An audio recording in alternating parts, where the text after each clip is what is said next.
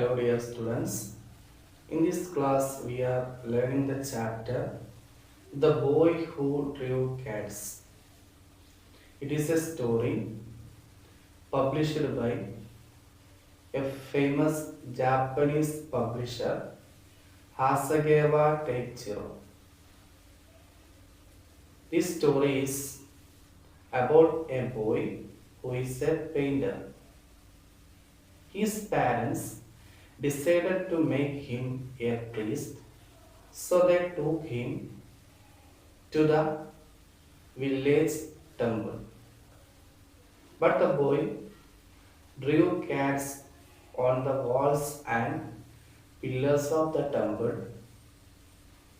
So the priest told him to go out of the temple. He didn't want to go back to his home because his father will punish him. He decided to go to the next village. There was a big temple. He reached there in the night. He knocked the door, but anyone didn't come. So he pushed the door and entered into the temple. He didn't see anyone. He thought they have gone out and will come soon. He saw there some big white screens. He was very happy. He drew some cats on them. When he felt sleepy, he went to a small room. In the night, he heard sounds of fighting and screaming. He was very afraid. He didn't come out of his room. In the morning, he came out of his room very cautiously. Then he saw a goblin rat laying dead. The mouths of cats were wet with blood. This goblin rat was a threat to this temple and the villagers. Priests of that temple had gone away fearing this goblin rat. After this incident, this boy became a famous artist. നമ്മൾ discuss ചെയ്യുന്നത് 8ാം ക്ലാസ്സിലെ 1ാമത്തെ യൂണിറ്റിലെ 2ാമത്തെ ചാപ്റ്ററാണ്. ചാപ്റ്ററിൻ്റെ പേര് the boy who Drew Katz, പൂച്ചകളെ വരച്ച കുട്ടി. ഇതൊരു ജാപ്പനീസ് നാടോടിക്കഥയാണ്. ഇത് പ്രസിദ്ധീകരിച്ചിട്ടുള്ളത് ഹാസഗേവ ടൈച്ചിറോ എന്ന ഒരു പബ്ലിഷറാണ്. നമുക്ക് ആ കഥയുടെ ഒരു ചുരുക്കരൂപത്തിലേക്ക് പോവാം. It is story of A boy, അത് ഒരു കുട്ടിയുടെ കഥയാണ്. Who can draw Katz well, നന്നായി പൂച്ചകളെ വരക്കാൻ കഴിയുന്ന. അവൻ ജനിച്ചത് ഒരു പാവപ്പെട്ട കർഷക കുടുംബത്തിലാണ്. അവൻ്റെ മാതാപിതാക്കൾക്ക് അവനെ കൂടാതെ വേറെയും ധാരാളം കുട്ടികളുണ്ടായിരുന്നു. അവരെ എല്ലാവരെയും പോറ്റി വളർത്താൻ അവൻ്റെ പാരൻസ് വളരെ കഷ്ടപ്പെട്ടു. അവരുടെ കൂട്ടത്തിൽ ഏറ്റവും ചെറിയവനും വളരെ ശക്തി കുറഞ്ഞവനുമായിരുന്നു നമ്മുടെ കഥയിലെ മെയിൻ ക്യാരക്ടർ. കഠിനമായ ജോലികളൊന്നും അവനോട് ചെയ്യാൻ പറ്റില്ല എന്ന് അവൻ്റെ പാരൻസ് തിരിച്ചറിയുകയും അവനെ ഒരു പ്രീസ്റ്റാക്കാൻ വേണ്ടി അവർ തീരുമാനിക്കുകയും ചെയ്തു. അങ്ങനെ അവനെ പ്രീസ്റ്റാക്കാൻ വേണ്ടി അവർ തൊട്ടടുത്തുള്ള ടെമ്പിളിൽ അവനെ കൊണ്ടുപോയി ചേർത്തു. അവനൊരു വീക്ക്നെസ് ഉണ്ടായിരുന്നു. എന്തെങ്കിലും ഒരു സ്പേസ് കിട്ടിയാൽ അവിടെയൊക്കെ പൂച്ചകളെ വരക്കും. പ്രീസ്റ്റ് അവനെ ഒരുപാട് പ്രാവശ്യം ഉപദേശിച്ചു, അതുപോലെ വാണിംഗ് കൊടുത്തു ഇനി വരക്കരുത്. പക്ഷെ അവന് ഒരിക്കലും അത് നിർത്താൻ പറ്റിയില്ല. അവസാനം പ്രീസ്റ്റ് ആ അമ്പലത്തിൽ നിന്നും അവനെ ഇറക്കി വിട്ടു. പോകുമ്പോൾ അവനൊരു ഉപദേശം കൊടുത്തു. രാത്രി സമയങ്ങളിൽ വലിയ സ്ഥലങ്ങൾ ഒഴിവാക്കി ചെറിയ സ്ഥലങ്ങളിലേക്ക് ഒതുങ്ങണം. അവനതെന്താ എന്നൊന്നും മനസ്സിലായില്ല. അങ്ങനെ അവൻ യാത്ര പോയി.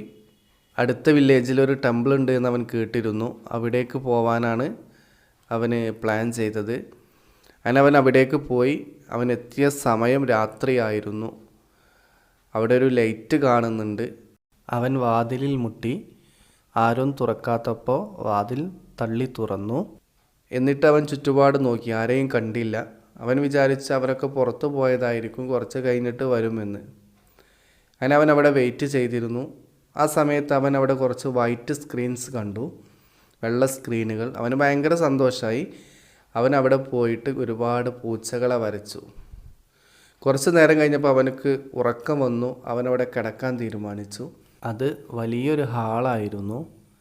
അവനിക്ക് ആദ്യത്തെ പ്രീസ്റ്റ് പറഞ്ഞ ഉപദേശം ഓർമ്മ വന്നു. വലിയ സ്ഥലങ്ങൾ ഒഴിവാക്കിയിട്ട് ചെറിയ സ്ഥലത്തേക്ക് നീങ്ങണമെന്ന്. അങ്ങനെ അവനൊരു ചെറിയ റൂമിലേക്ക് പോയി വാതിലടച്ചു കിടന്നു. ഏകദേശം ഒരു അർദ്ധരാത്രിയായപ്പോൾ വലിയ ശബ്ദങ്ങൾ, നിലവിളികൾ, ഒച്ചപ്പാടുകളൊക്കെ കേട്ടു. അവന് പേടി തോന്നി. അവന് വാതിലൊന്നും തുറന്നില്ല. അങ്ങനെ രാവിലെ സൂര്യനൊക്കെ ഉദിച്ച് സൂര്യപ്രകാശമൊക്കെ അവൻ്റെ റൂമിലേക്ക് ഇങ്ങനെ വന്നപ്പോൾ അവൻ മെല്ലെ വാതിൽ തുറന്നു പുറത്തേക്ക് ഇറങ്ങി. അപ്പോൾ അവിടെ ഒരു ഭീമാകാരമായ ഒരു എലി, വലിയ ഒരു എലി ചത്ത് കിടക്കുന്നുണ്ട്. അവൻ ചുറ്റുപാട് നോക്കി. അപ്പോൾ അവൻ വരച്ചിരുന്ന പൂച്ചകളുടെ വായകളിലൊക്കെ രക്തം കൊണ്ട് നനഞ്ഞിട്ടുണ്ട്. അപ്പോൾ അവന് മനസ്സിലായി ഇന്നലെ നടന്ന ഫൈറ്റ്, നിലവിളികളൊക്കെ ഇതായിരുന്നു. ആ പൂച്ചകൾ ആ എലിയെ കൊന്നു എന്ന് അവനിക്ക് മനസ്സിലായി. ശരിക്കും ആ ടെമ്പിള്, അവൻ പ്രവേശിച്ച ടെമ്പിൾ ആരും ഇല്ലാത്ത, ആരും പോവാത്ത, ആരും പ്രവേശിക്കാത്തൊരു ടെമ്പിളായിരുന്നു. കാരണം ഈ ഒരു ഭൂതം അല്ലെങ്കിൽ ഈ ഒരു ഭീമാകാരമായ എലിയുടെ ശല്യം കാരണം എല്ലാവരും ഒഴിവാക്കി പോയ ഒരു ടെമ്പിളായിരുന്നു അത്. ആ വില്ലേജിലെ എല്ലാവർക്കും ഭയങ്കര പേടിയും ഭീഷണിയുമായ ഒരു ടെമ്പിളായിരുന്നു. ഇവൻ ആ എലിയെ കൊന്നു എന്നറിഞ്ഞപ്പോൾ അവർക്കൊക്കെ ഭയങ്കര സന്തോഷമായി. അതോടുകൂടി അവൻ വളരെ ഫേമസ് ആയ ഒരു ആർട്ടിസ്റ്റ് ആവുകയും ചെയ്തു. അതിൻ്റെ ബാക്കി നോക്കുക. വൺ ഡേ, ഒരു ദിവസം, ദ ക്യാറ്റ്സ്, പൂച്ചകൾ, വിച്ച് ഹീ ഡ്രൂ, അവൻ വരച്ച, കിൽഡ് എ ഗോബ്ലിൻ റാറ്റ്, അതൊരു ഭീമാകാരമായ എലിയെ കൊന്നു. The rat was a threat, ആ എലി ഒരു ഭീഷണിയായിരുന്നു. To a village and its people, ഒരു ഗ്രാമത്തിനും അതിലെ ജനങ്ങൾക്കും. The villagers were very happy, ആ ഗ്രാമീണർ എല്ലാവരും വളരെ സന്തോഷവാന്മാരായി. And the boy became a famous artist, ആ കുട്ടി വളരെ ഫേമസ് ആയ, പ്രശസ്തനായ ഒരു കലാകാരനായി മാറുകയും ചെയ്തു. നമ്മുടെ യൂണിറ്റ് കലയെക്കുറിച്ചാണ്. ഈ കഥക്ക് നമ്മുടെ യൂണിറ്റുമായി ബന്ധമുണ്ട്. കാരണം ഈ കഥയിലെ മെയിൻ ക്യാരക്ടർ ഒരു കലാകാരനാണ്. ഇനി ചാപ്റ്ററിലെ പ്രധാനപ്പെട്ട വേർഡ്സും അതിൻ്റെ മീനിങ്ങും നമുക്കൊന്ന് നോക്കാം. ആക്കോലൈറ്റ്, സഹായി, ലാഡ്, ബാലൻ, കുട്ടി, സോറോഫുള്ളി, ദുഃഖത്തോടെ, ഗോബ്ലിൻ, ഭൂതം, ബ്രേവ്, ധീരനായ, വാരിയർ, യോദ്ധാവ്, നോക്ക്, മുട്ടുക, ഫാസൻ, കെട്ടുക, കുറ്റിയിടുക, കോബ്വബ്, ചിലന്തിവല, ടെംപ്റ്റ്, പ്രേരിപ്പിക്കുക, ആകർഷിപ്പിക്കുക, റിസോൾവ്, തീരുമാനിക്കുക, ഷെൽട്ടർ, അഭയം, വീട്, ടെറിബിൾ, പേടിപ്പെടുത്തുന്ന, സ്ക്രീമിംഗ്, നിലവിളി, ചിങ്ക്, വിടവ്, പൊസഷൻ, ഉടമസ്ഥത, ക്യാബിനറ്റ്, ചെറിയ റൂം, ഗ്ലാഡ്, സന്തോഷമുള്ള, കോഷ്യസ്ലി, ജാഗ്രതയോടെ, ഡ്രെഡ്ഫുൾ, ഭയാനകമായ.